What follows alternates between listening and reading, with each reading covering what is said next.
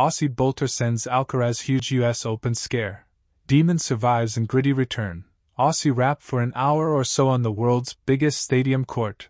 Australian bolter Li Tu had Spanish sensation Carlos Alcaraz scrambling and the Arthur Ashe Stadium crowd chanting his surname in approval as he launched an audacious bid for a stunning upset.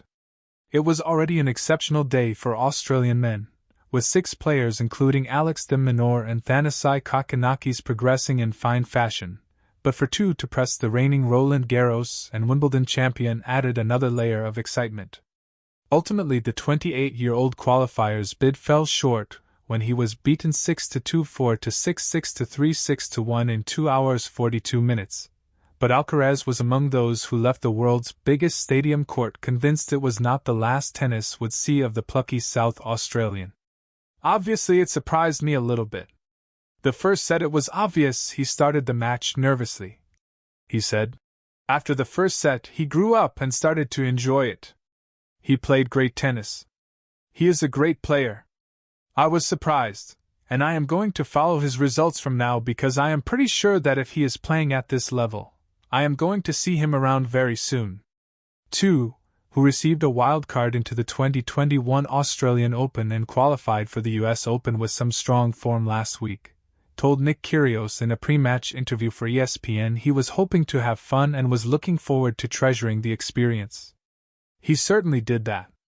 And so did most of the other Aussie men in action on the second day at Flushing Meadows. After 2's old junior teammate Kokkinakis set the tone for a great day with a massive upset of Stefanos Tsitsipas, de Minaur returned to winning form with a typically courageous win. But de Minaur, who defeated Marcos Giron 6-3, 6-4, 5-7, 6-4, conceded he is taking a step into the unknown every time he steps onto the court, and is restricted in his movement given the hip injury which forced him to forfeit a Wimbledon quarterfinal is still troubling him, playing in his first singles match since withdrawing before playing Novak Djokovic.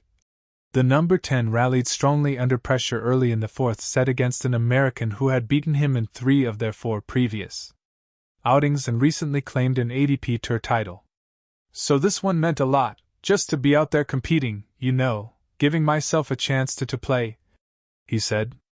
And it was never going to be easy with all things considering, but I am very happy I was able to get the win. Obviously, I felt a lot of emotions that I haven't felt in a while. The 25-year-old was not as sharp as he had been in runs to the quarterfinals at Roland Garros and Wimbledon this year, and said later he had been forced to play within himself, which goes against his ethos. It's super hard.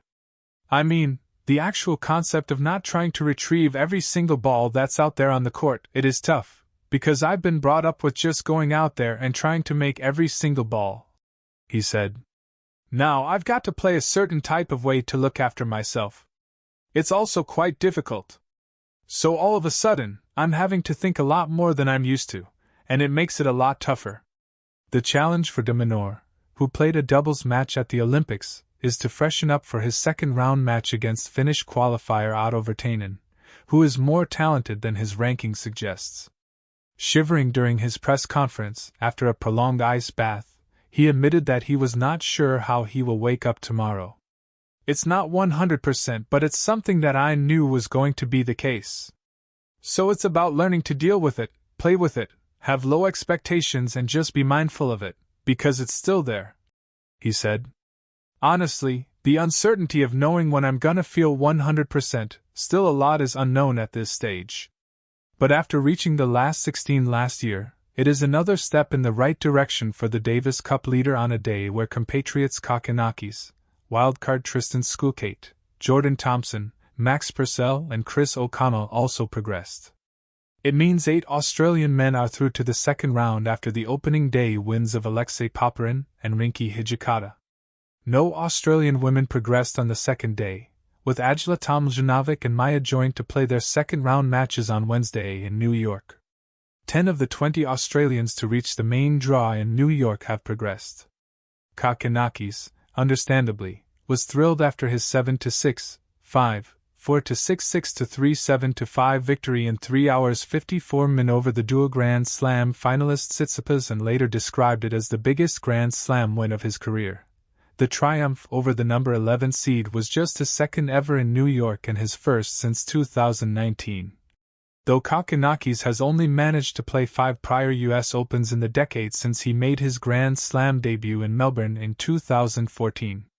Kokkinakis, who will play Zizou Bergs in the second round, reaped rich rewards from both his powerful serve and also thunderous forehand, weapons which he put to good use against the number 11 seed in a highly entertaining but also extremely physical match which saw both players receive medical treatment at different stages. "It is a massive relief. I am super pumped," he said. "I've lost some tight ones, but I am starting to get on the winning end of them now. I took a little bit of a break from tournaments after Montreal and just went to Florida, to Bradenton, and if anyone has been there, there is not a whole lot to do there but train. That was what my goal was, to set myself up for moments and matches like this, and I'm super happy it paid off." Western Australian wildcard Tristan Schoolcake, meanwhile, pulled off a massive comeback to defeat Japan's Taro Daniel 4-6, 4-6, 6-4, 7-6, 6, 6-4 in 3 hours 49 minutes. The 23-year-old, who crowdfunded in the infancy of his professional career in order to raise enough money to travel to low-tier tournaments, raised his arms in delight to a roaring crowd on Court 16 after winning on his Grand Slam debut. The aggressive all-court player, who is ranked 193, who has earned just over $500,000 in his career to date, will pocket at least $200,000 for reaching the second round in New York. It is massive, first of all, to have the opportunity to play. I'm obviously grateful for that, and to go one step further again. Hopefully I can continue on," he said. "Things have changed a little bit. I started on my own from when I turned 18 and playing in the junior events. I had to do GoFundMe pages to help pay for things. My family does not come from a lot of money. Coming into the pros, this is by far the biggest check I have received. Hopefully I can continue on and it gets bigger and bigger, but it all goes back into your tennis. It looks like a big number on the prize money check, but you've got plenty of expenses on the road. It is obviously great, and it will help propel me forward." He faces an extremely difficult test in his second round against highly promising Czech Republic player Jakub Mensik, who thrashed 19th-seeded Canadian Felix Auger-Aliassime 6-2, 6-4, 6-2. The winner of that clash will play Kokkinakis in the third round should he progress. Jordan Thompson, who missed out on a goal of being seeded in a Grand Slam for the first time but won ranking, enjoyed a far easier progression when outclassing Frenchman Constant Lestienne 6-1, 6-3, 6-2. His prize is a second-round outing against Polish star Hubert Hurkacz.